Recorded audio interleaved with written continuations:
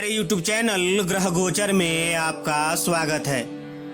इस चैनल के माध्यम से हम सनातन धर्म और संस्कृति से जुड़ी महत्वपूर्ण जानकारियां आप तक पहुंचाते हैं, तो हमारे चैनल को सब्सक्राइब कीजिए और जानकारियों का आनंद उठाइए।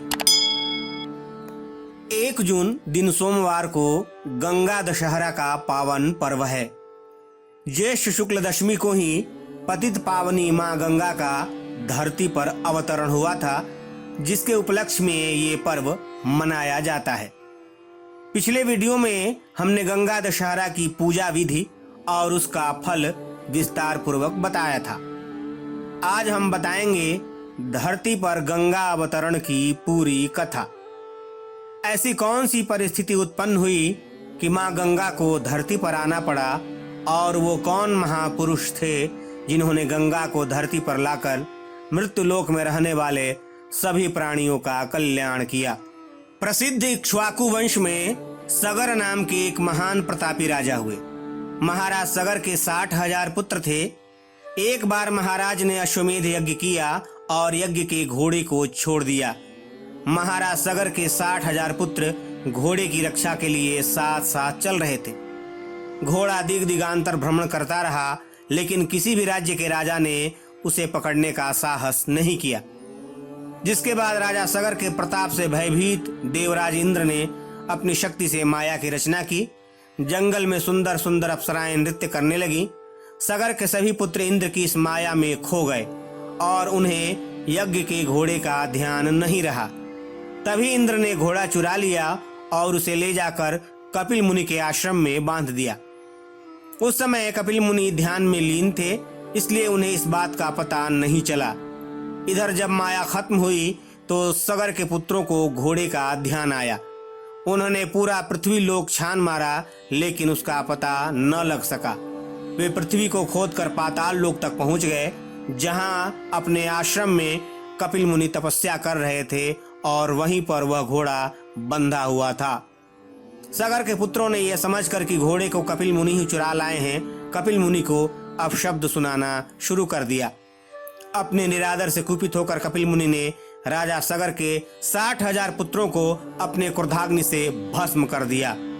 जब सगर को नारद मुनि से अपने 60,000 पुत्रों के भस्म होने का समाचार मिला, तो उन्होंने अपने पौत्र अंशुमान को बुलाया और बोले, बेटा, तुम्हारे 60,000 दादाओं को मेरे कारण कपिल मुनि की क्रोधाग्नि में भस्म हो जाना पड़ा। अब तुम कपिल मुनि के आश्रम में जाकर उनसे क्षमा प्रार्थना करके उस घोड़े को ले आओ। अंशुमान अपने दादाओं के बनाए हुए रास्ते से चलकर कपिल मुनि की आश्रम में जा पहुंचे। वहां पहुंचकर उन्होंने अपनी प्रार्थना और मृदु व्यवहार से कपिल मुनि को प्रसन्न कर लिया। कपिल मुनि ने प्रसन्न होकर उन्हें वर मांगने के लिए कहा। अंशुमान बोले कि मुने, कृपा करके हमारा अश्व लौटा दें और हमारे दादाओं के उद्धार का कोई उपाय बताएं। कपिल मुनि ने घोड़ा लौटाते हुए कहा कि बस अब तुम्हारे दादाओं का उद्धार केवल गंगा जल से तर्पण करने पर ही हो सकता है। अंशुमान ने यज्ञ का अश्व लाकर सागर का अश्वमेध यज्ञ पूर्ण करा दिया। यज्ञ पूर्ण होने पर राजा सगर ने अंशुमान को राज्य सौंप दिया और गंगा को स्वर्ग से पृथ्वी पर लाने के उद्देश्य से तपस्या करने के लिए उत्तराखंड चले गए। तपस्या करते करते उनका स्वर्गवास हो गया। अंशुमान के पुत्र का नाम दिलीप था। दिलीप के बड़े होने पर अंशुमान ने भी दिलीप को राज्य सौंपकर गंगा को स्वर्ग से पृथ्वी पर लाने के उद्देश्य से तपस्या की, किंतु वे भी गंगा को स्वर्ग से पृथ्वी पर लाने में सफल नहीं हो सके। दिलीप के पुत्र का नाम भगीरथ था। भगीरथ के बड़े होने पर दिलीप ने भी अपने पूर्वजों का अनुगमन किया, किंतु गंगा को लाने में उन्हें भी सफलता नहीं मिली। अब महाराज भगीरथ ने प्रण किया कि वह हर हालत में गंगा को धरती पर लाएंगे और अपने पूर्वजों को मोक्ष दिलवाएंगे। भगीरथ ने जब गंगा को धरती पर लाने का संकल्प लिया, तब उनका कोई पुत्र नहीं था।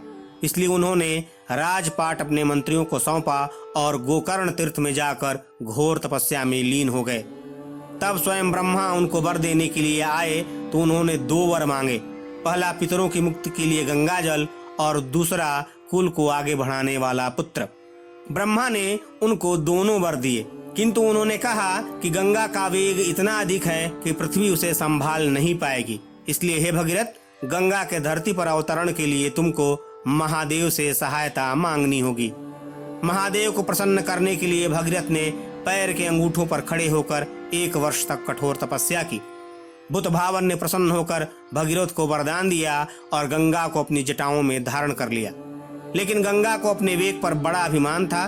गंगा का सोचना था कि उनके वेग से शिव पाताल में पहुंच जाएंगे। शिव को जब इस बात का पता चला तो उन्होंने गंगा को अपनी जटाओं में ऐसे समा लिया कि उन्हें कई दिनों तक गंगा को शिव जटाओं से निकलने का मार्ग नहीं मिला।